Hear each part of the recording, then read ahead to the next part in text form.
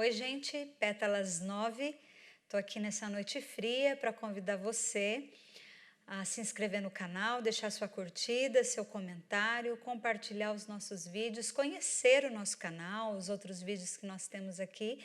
Seja muito bem-vindo. Essa semana jogaram na nossa cara, através das redes sociais, que o mundo sofre, que a maldade humana, que é horrível, que amedronta a gente, que deixa a gente assustada e que as crianças sofrem. Essa é uma verdade que a gente disfarça, faz de conta que não percebe, aquela história de varrer para debaixo do tapete, porque muitas vezes a gente se sente impotente e porque é muito difícil de encarar, né? Um adulto sofrendo, a gente se compadece, mas uma criança muito mais. Não vou falar aqui do que houve, porque eu acho que já foi tão falado, né? Exaustivamente falado. Infelizmente, em muitos casos, servindo como um instrumento para ideologias, para discussões, para divisões. Muito triste, tudo muito triste. No relato dessa semana, dessa menina, essa vítima de 10 anos que, meu Deus do céu, que acaba com o dia da gente, acaba com a semana da gente, se a gente para pensar em tudo que essa menina passou e no desfecho que teve essa tragédia toda.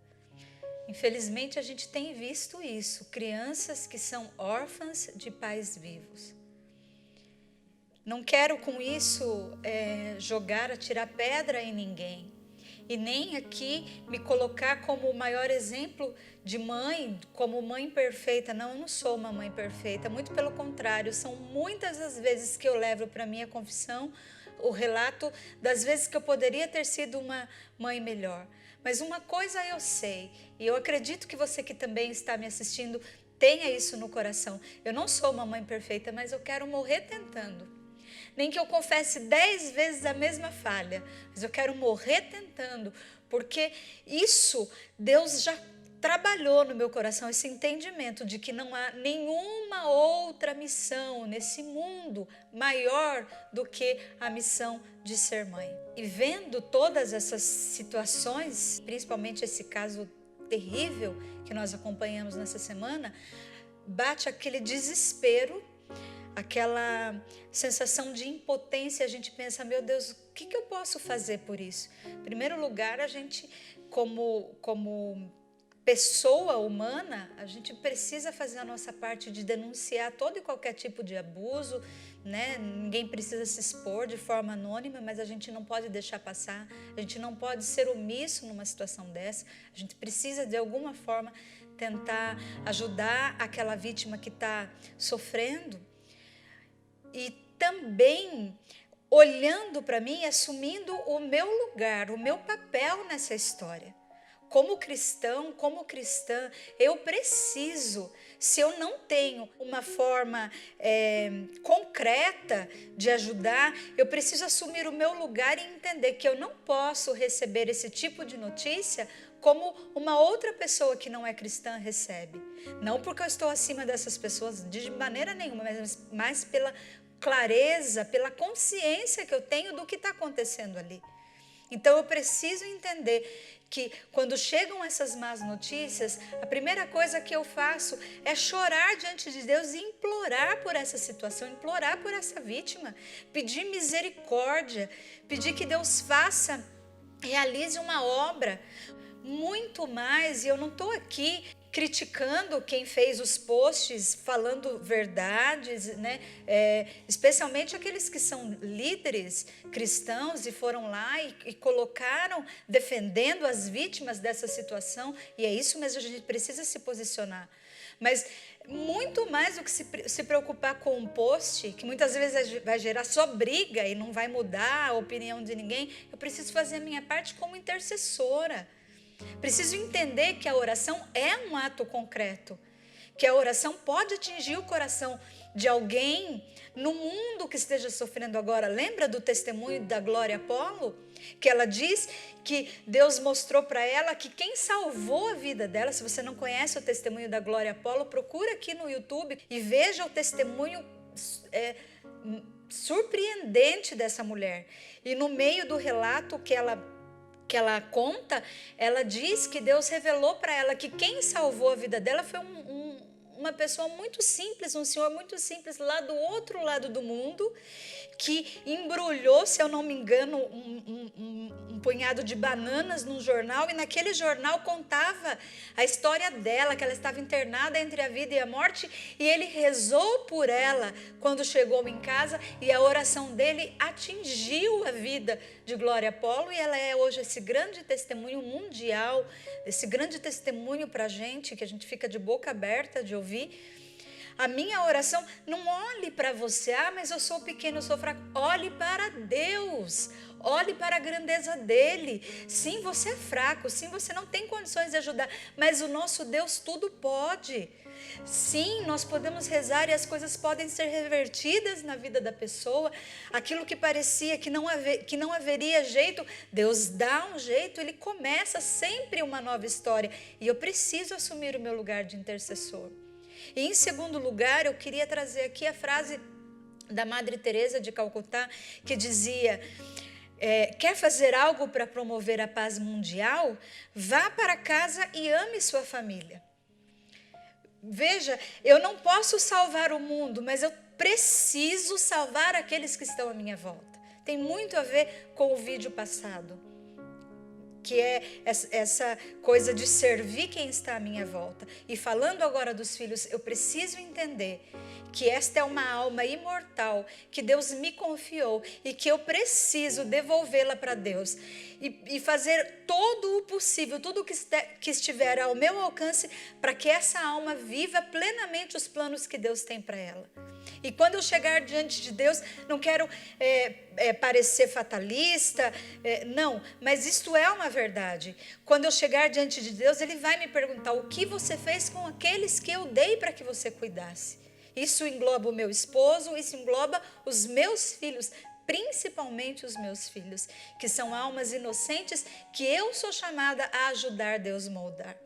Eu li um post nessa semana no meio desse emaranhado todo de opiniões, e eu acho, e eu penso, e meu Deus, eu vi uma moça dizendo assim: estamos reduzidas a apenas procriadoras. Gente, que dó que eu fiquei de ler isso. Sim, eu sinto muita pena. Quem disse que isso é reduzir o nosso papel? Me diga, me aponte, qual é a obra neste mundo maior do que a obra de gerar um filho? Isso não é um peso, não é reduzir, isso é um privilégio. Eu posso aquilo que o homem nunca vai poder. Isso é um privilégio para nós mulheres. Eu sou a única pessoa que tenho o privilégio, a maravilha de ter aquele momento, por mais que o homem coopere na relação sexual para que aquele filho venha ao mundo, mas há um momento que é só a mulher e Deus, em que Deus vai tocar aquela semente que está dentro de mim e colocar nela uma alma imortal. E o meu corpo vai ser o instrumento que Deus vai usar para fazer o maior milagre daquela sementinha que foi colocada dentro de mim se transformar num ser humano. O que pode ser mais lindo? Qual o maior privilégio da face da terra do que ser chamada para gerar uma vida?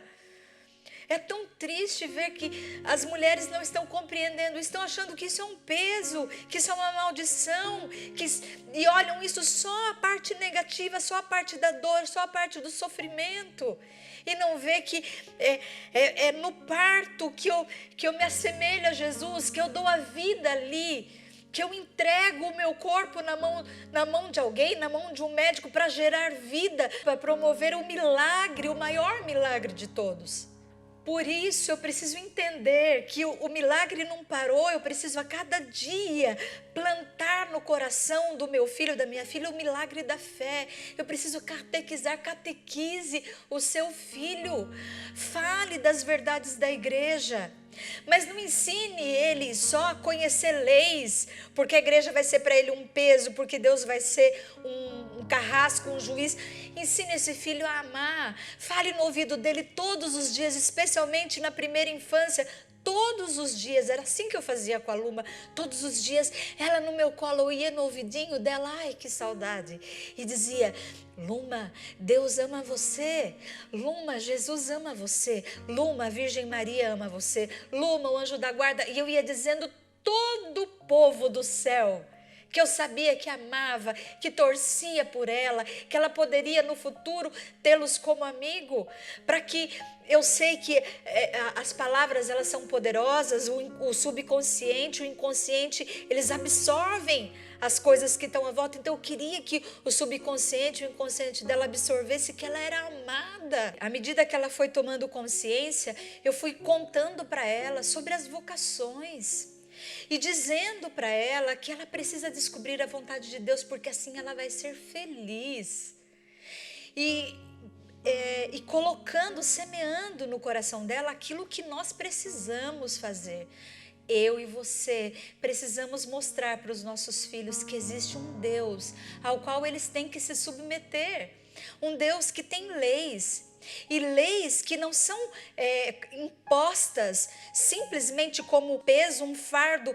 Leis que nos protegem. Porque se nós formos olhar de maneira profunda cada mandamento da lei de Deus, nós vemos que atrás dessas leis existem uma atitude de Deus em nos proteger do mal e nos proteger daquilo que vai ferir o nosso coração humano. A Luma teve, numa das escolas por onde ela passou, teve a experiência de numa sala de aula, gente, isso é assustador, numa sala de aula com 12 alunos, desses 12 alunos, 4 se declaravam ateus. Meu Deus do céu, eu demorei quantos anos na minha vida para conhecer uma pessoa que dissesse para mim, eu sou ateu. E dá para contar nos dedos da minha mão as pessoas que eu conheço de perto que dizem que são ateias. E uma criança escutando de 4 outras crianças, 1/3 da sala, dizendo que não acredita em Deus. Fiquei tão chocada na época, rezei por essas crianças, chorei por essas crianças. Porque veja, não só pela questão espiritual, que dispensa comentário aqui, mas pense, uma criança que aprendeu que existe Deus, que Deus protege, que Deus é amor, que aprendeu que tem certo e errado, é uma criança que se sente segura. São regras, são normas que norteiam a vida, que trazem segurança. Eu fiquei com tanta pena de imaginar o quanto essas crianças deveriam guardar, provavelmente, muita insegurança dentro de si. Porque a fé, ela conforta. Além da situação espiritual, ela também tem a sua parte emocional, a sua parte psicológica de trazer conforto, de saber que essa vida tem um sentido, que há algo lá na frente me esperando, que há um Deus que olha por mim. Por favor, ensine o seu filho a ser submisso a Deus, para que quando ele chegar na faculdade, no ensino médio, e ele ouvir tudo o contrário do que você ensinou, a base dentro dele esteja bem firmada, para que você não chore no futuro dizendo, meu Deus, eu não reconheço mais meu filho, para que você não chore como tantos relatos, como tantas mães a gente vê relatando aí na internet, fizeram isso com a minha filha, tiraram minha filha da minha casa, não reconheço mais minha filha, é muito triste. Gaste tempo com o seu filho, além da parte espiritual, brinque com ele. Ajude, ensine seu filho a entender que há partes no corpo dele que ninguém toca, que são partes íntimas. São coisas tão simples, meu Deus, que as pessoas parecem que não fazem. Que dá vontade de dizer, pai, mãe, acorde. Quantas vezes eu olhar no status do celular da minha filha e ver crianças da idade dela postando coisas eróticas, postando, meu Deus, ideologias, que eu dizia, onde é que estão essas mães? É importante que você acompanhe a caminhada do seu filho, os amigos que ele tem, o que ele pensa sobre esse assunto, sobre esse. É importante que você fale com ele, que você converse com ele. Gente, o que cresce sozinho, sem supervisão, é capim. Criança precisa ser supervisionada, precisa que você fale, que você aponte para ela as verdades. E por fim, ensine seu filho a amar a Santa Eucaristia, ensine seu filho a rezar o terço. E mostre que você e o seu esposo, que você e sua esposa são um casal que se amam, para que esta menina, para que este menino, ao contrário do que a gente escuta aos montes por aí, possam dizer, eu quero casar, para que a gente não ouça o que a gente escuta, infelizmente, aos montes por aí, meninas dizendo, eu não quero ter filho, dá muito trabalho. Para ela dizer que ela não quer ter filho porque dá muito trabalho, é porque ela já sentiu que dá muito trabalho. Ela já sentiu que a mãe dela não tem gosto em ser mãe, porque já foi passado para ela só o lado negativo da gravidez, da maternidade, do casamento. É tão bom casar, é tão bom ser mãe.